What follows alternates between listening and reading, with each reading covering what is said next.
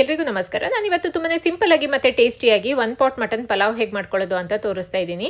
So ಮಾಡ್ಕೊಳ್ಳೋಕ್ಕೆ ಮೊದಲಿಗೆ mixie ಜಾರಿಗೆ ಒಂದೆರಡು ತುಂಡು ಶುಂಠಿ, ಒಂದು 20 ಬೆಳ್ಳುಳ್ಳಿ ಹೆಸರುಗಳು, ಒಂದು 3 ಹಸಿಮೆಣಸಿನಕಾಯಿ, ಸ್ವಲ್ಪ ಪುದೀನ ಸೊಪ್ಪು, ಕೊತ್ತಂಬರಿ ಸೊಪ್ಪು, ಹಾಗೆ ಸ್ವಲ್ಪ ನೀರನ್ನು ಸೇರಿಸ್ಬಿಟ್ಟು ನುಣ್ಣಗೆ ಪೇಸ್ಟ್ ಮಾಡ್ಕೊಳ್ತೀನಿ.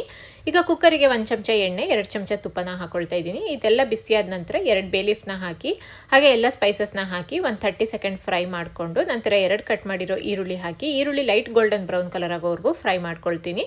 ನಂತರ ಅರ್ಧ ಕೆಜಿ ಕ್ಲೀನ್ ಮಾಡಿ ಇಟ್ಕೊಂಡಿರೋ ಮಟನ್ನ ಹಾಕೊಳ್ತಾ ಇದ್ದೀನಿ. ರುಚಿಗೆ ಉಪ್ಪು, ಒಂದು ಅರ್ಧ ಚಮಚ ಅರಿಶಿನದ ಪುಡಿನ ಹಾಕಿ ಉಪ್ಪು ಅರಿಶಿನ ಈರುಳ್ಳಿಲೆಲ್ಲ ಚೆನ್ನಾಗಿ ಮಟನ್ನ 1 ರಿಂದ 2 ನಿಮಿಷ ಹೈ ಫ್ಲೇಮಲ್ಲೇ ಇಟ್ಕೊಂಡು ಗೋಲಿಸ್ಕೊಳ್ತೀನಿ. ನಂತರ 2 ಹಸಿಮೆಣಸಿನಕಾಯಿ, ಸ್ವಲ್ಪ ಕಟ್ ಮಾಡಿರೋ ಟೊಮೊಟೊ ಹಣ್ಣು, ಸ್ವಲ್ಪ ಕಟ್ ಮಾಡಿರೋ ಮೆಂತ್ಯ ಸೊಪ್ಪು ಮತ್ತು ಕೊತ್ತಂಬರಿ ಸೊಪ್ಪನ್ನ ಹಾಕ್ಕೊಂಡು ನಂತರ ರುಬ್ಬಿಟ್ಕೊಂಡಿರೋ ಪೇಸ್ಟ್ನ ಹಾಕೊಳ್ತಾ ಇದ್ದೀನಿ. ಹಾಗೆ ಒಂದು ಅರ್ಧ ಚಮಚ ಖಾರದ ಪುಡಿ, ಒಂದು ಅರ್ಧ ಚಮಚ ಧನಿಯಾ ಪುಡಿ, 2 ಚಮಚ ಮೊಸರನ್ನ ಹಾಕಿ ಒಂದ್ಸರಿ ಎಲ್ಲದನ್ನು ಮಿಕ್ಸ್ ಮಾಡಿ ಮಟನ್ನ ಒಂದು 10 ನಿಮಿಷ ಬೇಯಿಸ್ಕೊಳ್ತೀನಿ. ಅದರಲ್ಲೇ ನೀರು ಬಿಟ್ಕೊಂಡು ಬೆಂದ್ಕೊಳ್ಳುತ್ತೆ.